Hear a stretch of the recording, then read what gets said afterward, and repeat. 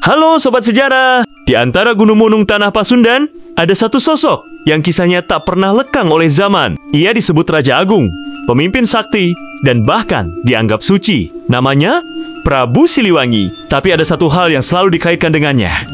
Harimau putih. Apakah Prabu Siliwangi benar-benar berubah menjadi harimau putih? Apakah itu hanya simbol atau wujud gaib yang masih mengelilingi tanah Sunda hingga kini? Siapkan pikiran dan rasa penasaranmu, karena kita akan masuk ke dalam dunia di mana sejarah dan legenda saling bertaut. Prabu Siliwangi bukanlah satu nama tunggal, melainkan gelar yang dipakai beberapa raja besar di tanah Sunda. Namun, sosok yang paling terkenal dan sering dikaitkan dengan nama itu adalah Sri Baduga Maharaja, Raja Pajajaran yang memerintah di abad ke-15. Ia dikenal sebagai raja yang adil, bijaksana, dan mencintai perdamaian. Di masanya, kerajaan Sunda mencapai puncak kejayaan. Ia membangun infrastruktur, memperkuat agama Hindu Sunda Wiwitan, dan memelihara keselarasan antara manusia dan alam. Prabu Siliwangi bukan hanya raja, tapi juga simbol ideal seorang pemimpin Sunda. Nah, disinilah kisah menjadi menarik.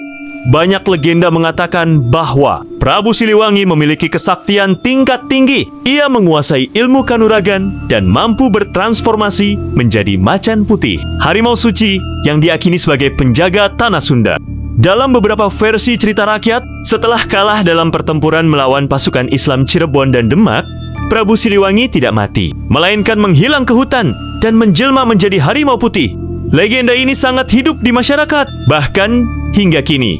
Di beberapa tempat seperti Gunung Salak, Gunung Halimun, dan kawasan Keraton Pajajaran, banyak orang mengaku pernah melihat penampakan macan putih sebagai pertanda spiritual.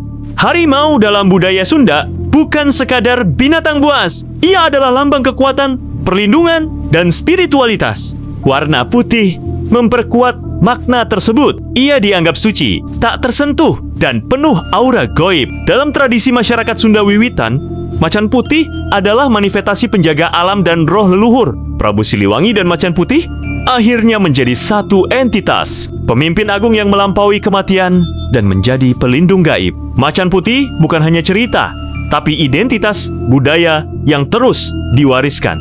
Salah satu bagian paling kontroversial dari kisah Prabu Siliwangi adalah ketika ia menolak masuk Islam. Dalam legenda, ia berperang melawan putranya sendiri, Kian Santang, yang telah memeluk Islam.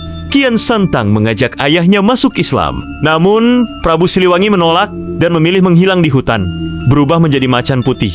Versi lain mengatakan bahwa Prabu Siliwangi mundur karena tidak ingin menumpahkan darah umatnya dan memilih jalan spiritual yang berbeda. Perang ini menjadi simbol transisi besar dari era kerajaan Hindu-Buddha ke era Islam di Nusantara. Hingga saat ini, banyak situs diyakini sebagai peninggalan atau tempat semedi Prabu Siliwangi. Gunung Padang, Situ Lengkong Panjalu, Keraton Pajajaran Batu Tulis Bogor, Gunung Halimun, lewong larangan hutan terlarang di beberapa desa adat Sunda. Di sana sering dilakukan ritual penghormatan. Beberapa orang bahkan datang untuk meminta petunjuk spiritual kepada Prabu Siliwangi dalam wujud macan putih. Lalu, bagaimana posisi kisah ini di mata sejarah? Apakah benar ada Prabu Siliwangi berubah jadi harimau? Atau ini hanya simbolisasi kekuatan spiritual Sunda? Beberapa sejarawan melihat kisah ini sebagai bentuk personifikasi nilai-nilai Sunda. Tapi bagi masyarakat spiritual, ini bukan simbol, tapi kenyataan yang hadir lewat mimpi, penglihatan, atau pengalaman gaib. Menurut kamu, apakah Prabu Siliwangi benar-benar berubah menjadi harimau putih? Ataukah itu hanya simbol? Tulis pendapatmu di kolom komentar. Kalau kamu punya cerita mistis atau pengalaman spiritual bertemu harimau putih atau sosok Prabu Siliwangi, tulis juga ya. Bisa jadi kita bahas di episode berikutnya. Jangan lupa like, share, dan subscribe supaya kamu gak ketinggalan konten sejarah penuh misteri lainnya. Sampai jumpa dan salam sejarah.